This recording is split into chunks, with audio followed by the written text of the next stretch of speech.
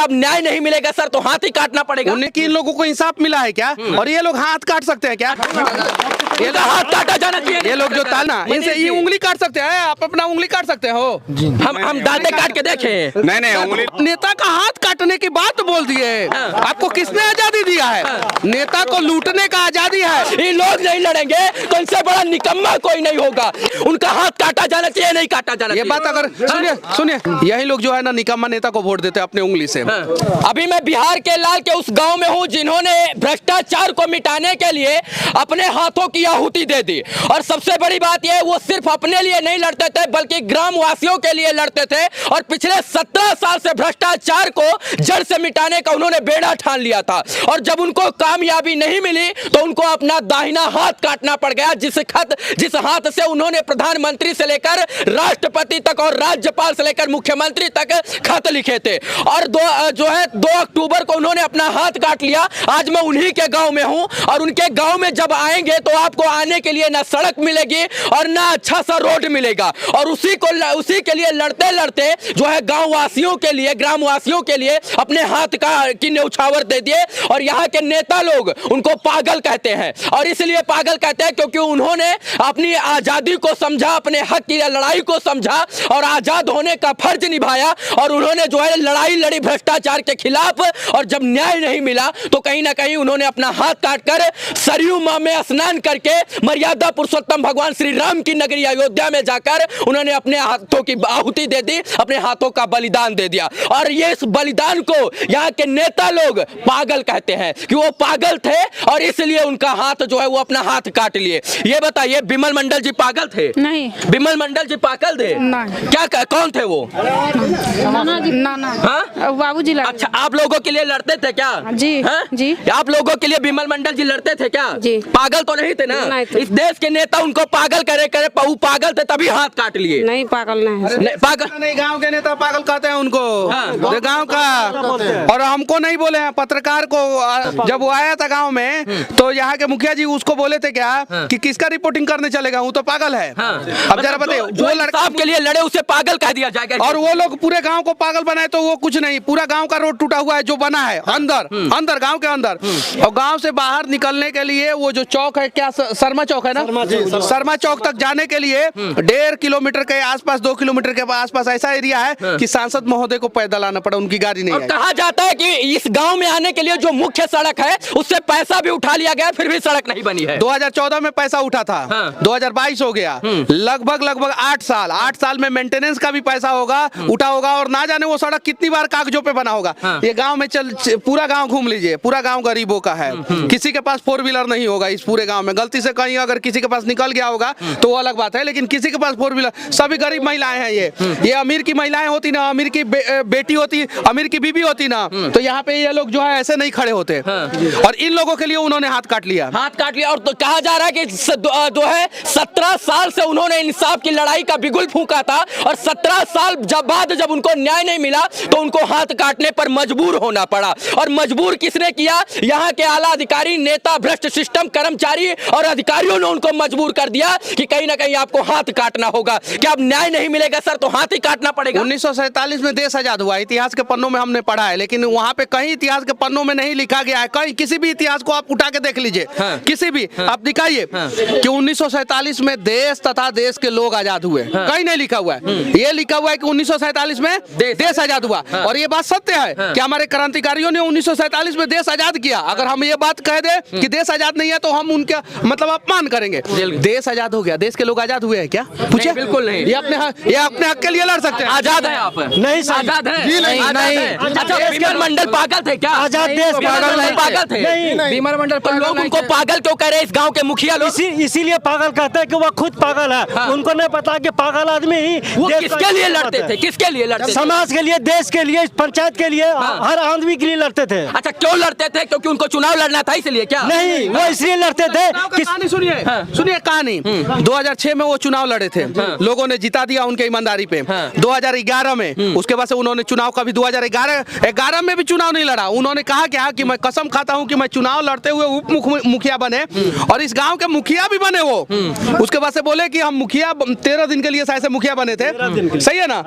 उन्होंने बोला कि मैं उप मुखिया रह के जो है मैं अगर कुछ नहीं कर सकता तो मैं चुनाव नहीं लड़ूंगा। और अगर वो इस गांव से कहीं से भी चुनाव लड़ेंगे ना तो उनको लोग मुखिया बना देंगे, लेकिन नहीं लड़े चुनाव। सही है कि नहीं है? लेकिन नहीं लड़े चुनाव। उनकी ईमानदारी पर आज पूरा गांव एकत्रित हो गया, उनकी ईमानदारी पर, उनकी बेबाकी पर, उनकी निर्भीकता पर आज पूरा गांव जो है एकजुट होकर बिगुल बजा रहा है न्याय की। और जानते हैं क्यों ये बिगुल बजा रहे हैं? क्योंकि वो न्याय के लिए तत्पर रहते थे, अपने गांव में जो है परिवर्तन लाने के लिए तत्पर रहते थे, भ्रष्ट सिस्टम की बंड बजाने के लिए वो तत्पर रहते थे। और उन्होंने दाहिने हाथ से हजारों सैकड़ों पत्र प्रधानमंत्री, राष्ट्रपति, राज्यपाल, मुख्यमंत्री, डीएम, एसडीएम सबको लिखा। और उन्होंने कसम खाया कि अगर इस पत्र का जवाब और इसका समाधान नहीं हुआ तो जिस हाथ से मैं पत्र लिख रहा हूं उसी हाथ की कलाई को मैं काट कर मर्यादा पुरुषोत्तम भगवान श्री राम की नगरी में जो है उसकी आहुति दे दूंगा। और उन्होंने करके दिखाया कि मैं दे सकता हूं। लेकिन इस देश के नेता लोग और आला अधिकारी कर्मचारी अपनी बातों पर अडिग नहीं रहते हैं। अब तो उनको सीख लेना चाहिए जो है विमल मंडल से कि कम कम उन्होंने अपनी बात पर अडिग तो रहे। और आजाद देश में हम लोग आवाज उठाते हैं, सीना चौड़ा करके आवाज उठाते हैं, लेकिन हमारी हिम्मत और औकात नहीं पड़ती है कि हम एक सुई लगा ले, हम एक इंजेक्शन लगा ले, हम एक उंगली काट ले, एक नाखून करता है तो दर्द होता है। लेकिन विमल मंडल जी इतने जो है स्वाभिमानी इंसान थे, इतने ईमानदार इंसान थे कि उन्होंने भरी सभा में, बीच अयोध्या में, मर्यादा पुरुषोत्तम भगवान श्री राम की नगरी में उन्होंने अपने हाथ की कलाई काट दी। किस लिए? ताकि उनके गांव का विकास हो सके, उनके ब्लॉक का विकास हो सके, उनके नगर का विकास हो सके, उनके पंचायत का विकास हो सके। वो विकास खींच कर लाना चाहते थे, लेकिन किसी ने खींच कर लाने नहीं दिया। क्यों मनीष जी? देखिए ये लोग जो है सर, हम एक सवाल पूछेंगे, क्या सच में हाथ ही काटना पड़ेगा तभी न्याय मिलेगा? यहाँ पे जितने भी लोग खड़े हैं, दूर दूर से लोग आए हैं, जो मौका बने लोग हैं, जो मौका बने लोग हैं, ये विमल के अगर साथ देते तो शायद से आज ये दिन नहीं आता। इन सबसे पूछिए ना, इन सबसे पूछिए कि इन लोगों को इंसाफ मिला है क्या? और ये लोग हाथ काट सकते हैं क्या? ये उंगली काट सकते हैं क्या? इनसे पूछिए ना, इनसे ये उंगली काट सकते हैं? आप अपना उंगली काट सकते हो? हम दांते काट के देखें। नहीं उंगली नहीं काट सकते। मनीष जी ये बताइए, जो इसमें आला अधिकारी, कर्मचारी, नेता, विधायक, मंत्री दोषी है, उनका हाथ काटा जाना चाहिए, नहीं काटा जाना चाहिए? ये बात अगर सुनिए ये हाथ काटा जाना चाहिए। ये लोग जो ताली बजा रहे हैं ना, ये लोग ताली बजा रहे हैं ना, यही लोग जो है ना निकम्मा नेता को वोट देते हैं अपने उंगली से, समझे ना? इसके लिए ताली बजाएंगे ये लोग, समझे ना? ये लोग अपना हाथ खुद काटते हैं, ये लोग। इनको हिम्मत है नेता का हाथ का? आप बोल कैसे दिया? आप तो संविधान का उल्लंघन कर दिए। आप नेता का हाथ काटने की बात बोल दिए। आपको किसने आजादी दिया है? नेता को लूटने का आजादी है। आम आदमी नेता बनाता है मनीष जी। जब वो अपना हाथ काट सकता है तो नेता का हाथ कटना चाहिए या नहीं कटना चाहिए? अरे वही तो वो सब अपने लिए कानून बना के रखा है। उसको थोड़ा सा अगर आप आंख दिखा दीजिएगा ना तो आपके ऊपर केस कर देगा। हाथ काटने की तो दूर की बात है, लेकिन वो किसी भी जनता को किसी भी तरीके से हाथ काटे, गर्दन काटे, गला काटे, कुछ भी करे, उसे उसको कोई मतलब नहीं है। अच्छा, एक और सवाल, मनीष कश्यप यहाँ क्यों आए हैं? मैं क्यों आया हूँ और यहाँ लाखों लोग आने वाले क्यों हैं? क्यों आ रहे हैं यहाँ पर? उसके पीछे मैं सबसे पहले धन्यवाद देना चाहता हूँ यहाँ का प्रिंट मीडिया को, जो 4 तारीख या 3 या 4 तारीख को प्रिंट मीडिया ने छापा और बढ़िया तरीके से छापा, विस्तार से छापा। इनकी कहानी पूरी बताया गया प्रिंट मीडिया में। मैं धन्यवाद देना चाहता हूँ अररिया के सभी लोकल न्यूज चैनल को जिन्होंने लगातार खबरें चलाया। और तब हम लोगों को जाके पता चला। और कल जब मैं आया था 1 घंटे के लिए, मैंने सोचा कि चलो विमल मंडल के गांव में चलते हैं, एक वीडियो बनाएंगे और बना के निकलेंगे। जब मैं आया तो मैं अपना गाड़ी जो है यहाँ से 2 किलोमीटर दूर लगाया हूँ।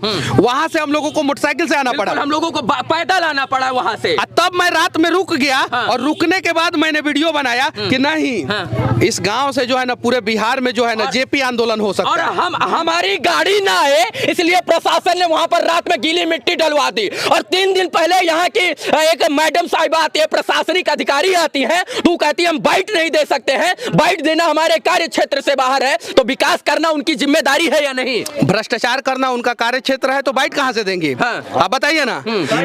यही भरगामा ब्लॉक में एक एमओ है, यही भरगामा ब्लॉक में एक एमओ है, बिहार का सबसे ईमानदार एमओ। बेचारा आज वो रो रहे हैं, उनको सुरक्षा नहीं दिया जाता है, वो रो रहे हैं और लगातार भ्रष्ट डीलर के ऊपर कार्रवाई कर रहे हैं। कौन ईमानदार लोगों के साथ कौन खड़ा होता है? कोई नहीं खड़ा होता है।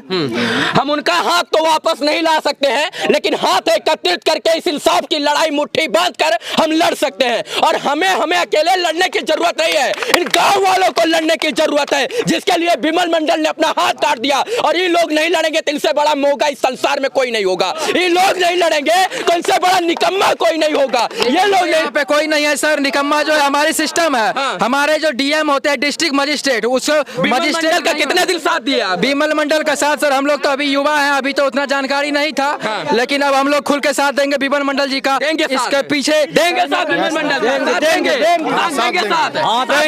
साथ देंगे विमल मंडल के साथ देंगे विमल मंडल का साथ देंगे विमल मंडल का साथ देंगे देंगे हाँ देंगे विमल मंडल का साथ देंगे विमल मंडल का साथ देंगे आप लोग देंगे हाँ देंगे जरूर, क्या नहीं देंगे। बस इतना कहना चाहता हूं अंत में कि वो क्रांतिकारी थे तो उनका समर्थन और सहयोग भी जरूरी है।